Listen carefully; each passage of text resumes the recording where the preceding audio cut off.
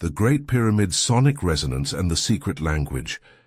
Was the Great Pyramid more than a tomb, a tuning fork for the gods? The Great Pyramid was built with extraordinary precision, but not just in stonework. Some now believe it was designed to resonate, to hum with sound, to echo with purpose.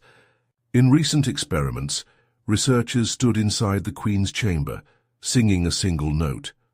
The sound vanished into silence, until moments later it reappeared, amplified above, inside the King's chamber. Was this an accident of architecture, or something deliberate? Could it be that the pyramid wasn't just a tomb, but a machine, a place where sound, vibration, and stone merged into something we no longer understand? In silence, it waits. In stone, it speaks. Not a tomb, but a question carved into time itself.